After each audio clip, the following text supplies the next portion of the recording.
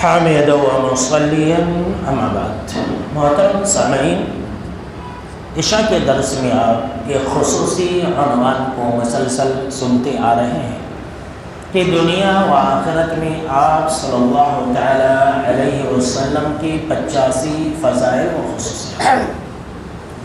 آپ صلی اللہ تعالی علیہ وسلم کی 19ویں فضیلت اور خصوصیت وہ یہ ہے جو کسی اور کو حاصل نہیں کہ آپ صلی اللہ تعالی علیہ وسلم کے قلب اطہر یعنی کہ دل کو، ہارٹ کو 2 مرتبہ نکال کر کے زمزم کے پانی سے دھویا گیا۔ سبحان اللہ، یہ آپ صلی اللہ تعالی علیہ وسلم کی ایک خاص خصوصیت ہے۔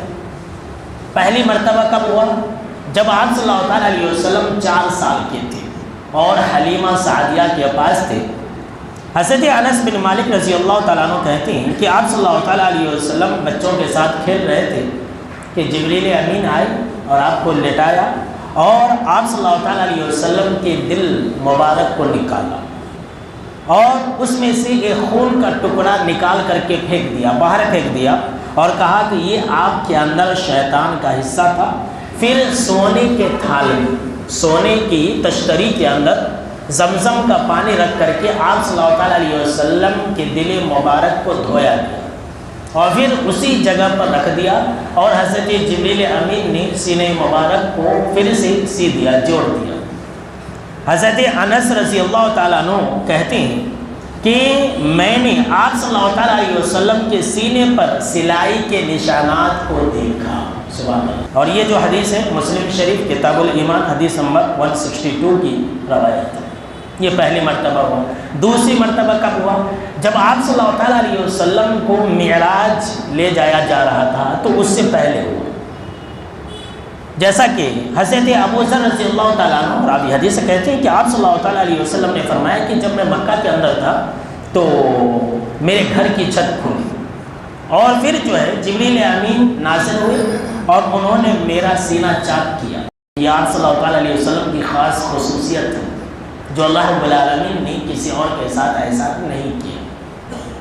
20ویں فضیلت وہ یہ کہ آپ صلی اللہ تعالیٰ علیہ وسلم کو معراج کرا کر کے فضیلت دی گئی۔ وہ معراج 7 آسمان کی سیر، سدرۃ المنتہا تک، جہاں سے آگے کوئی فرشتہ نہیں جا سکتا، اس سے بھی آگے آپ صلی اللہ تعالیٰ علیہ وسلم گئے۔ اللہ اکبر، دیکھ لیجیے کہاں تک گئے، یہ اللہ رب العالمین ہی بہتر جانتا ہے۔ حضرت جبریل امین بھی رک گئے سدرۃ المنتہا کے پاس اور کہا کہ اب آپ ہی آگے جائیے، کہاں تک گئے یہ اللہ ہی بہتر جانتا ہے۔ کتنی بڑی فضیلت ہے دیکھ لیجیے، اور اس کا ذکر اللہ رب العالمین نے سورہ الاسراء کی پہلی آیت کے اندر کیا۔ آپ سنے ہوں گے کہ سبحان الذی اسری بعبدہ لیلا من المسجد الحرام الی المسجد الاقصی، کہ پاک ہے وہ ذات جس نے اپنے بندے کو رات کے ایک حصے میں مسجد حرام سے مسجد اقصی تک لے گیا اور پھر اس کے آگے بھی آسمان کی سیر کرائے گی۔ تو یہ آپ صلی اللہ تعالیٰ علیہ وسلم کی بہت بڑی فضیلت ہے میرے دوستوں، کہ دنیا میں یعنی کہ یہ نہیں کہ خواب میں، ایسا نہیں، جسمانی طور پر ابھی آپ صلی اللہ تعالیٰ علیہ وسلم بحیات تھے، تبھی جسمانی طور پر آپ صلی اللہ تعالیٰ علیہ وسلم رات کے ایک حصے میں پورا سفر کر کے آئے۔ کتنی بڑی فضیلت ہے، جو یہ فضیلت اللہ نے کسی اور نبی اور رسول کو عطا نہیں کی۔ اس کے بعد 21ویں فضیلت آپ صلی اللہ تعالیٰ علیہ وسلم کی وہ یہ کہ آپ صلی اللہ تعالیٰ علیہ وسلم نے مسجد اقصی میں تمام نبیوں اور رسولوں کی امامت کرائی۔ کتنی بڑی فضیلت ہے، دیکھیے تمام نبیوں اور رسولوں کے امام بنے، جبکہ آپ صلی اللہ تعالیٰ علیہ وسلم سب سے آخری نبی ہیں، اور امامت کرا کر کے نبیوں اور رسولوں کی امامت کرا کر کے اللہ نے ایک اشارہ دے دیا کہ آپ صلی اللہ تعالیٰ علیہ وسلم جس طرح سے تمام نبیوں اور رسولوں کے امام ہیں، اسی طرح سے آپ تمام نبیوں سے بھی افضل ہیں، تمام انسانوں سے افضل ہیں، اور جس طرح سے آپ صلی اللہ تعالیٰ علیہ وسلم تمام نبیوں سے افضل ہے، اسی طرح سے آپ صلی اللہ تعالیٰ علیہ وسلم کے اوپر ایمان لانے والے لوگ امت محمدیہ یہ بھی تمام امتوں میں سب سے زیادہ افضل ہے۔ سبحان اللہ، کتنی بڑی خوش نصیبی ہے ہماری اور آپ کی کہ اللہ نے ہم کو اور آپ کو آپ صلی اللہ تعالیٰ علیہ وسلم کی امت میں پیدا فرمایا۔ کتنی بڑی فضیلت ہے۔ 22ویں فضیلت اور خصوصیت آپ صلی اللہ تعالیٰ علیہ وسلم کی وہ یہ کہ آپ صلی اللہ تعالیٰ علیہ وسلم کو معراج کے موقع سے ہی جنت کی بھی سیر کرائی گئی تھی، جہنم کو بھی دیکھا تھا، بہت ساری قدرت کے مناظر کو دیکھا تھا آپ صلی اللہ تعالیٰ علیہ وسلم۔ اور خود اللہ نے کہا، جو آیت میں نے پڑھی اس کے اندر اسی بات کا ذکر ہے کہ لِنُرِيَهُ مِنْ آیَاتِنَا، تاکہ ہم اپنے نبی کو اپنی نشانیاں دکھلائیں۔ تو اللہ نے بے شمار نشانیوں کو دکھلایا، اس میں سے جنت کی سیر بھی آپ صلی اللہ تعالیٰ علیہ وسلم نے جنت میں جا کر کے دیکھا، سنا۔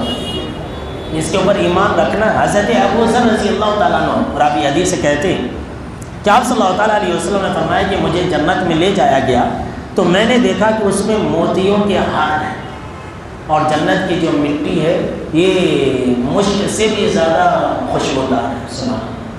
اللہ تعالیٰ ہم کو اور آپ کو جنت الفردوس میں جگہ دے، آمین۔ اسی کے اوپر ایمان رکھنے کا اصل نام ایمان، اسے کہتے ہیں ایمان بالغیب۔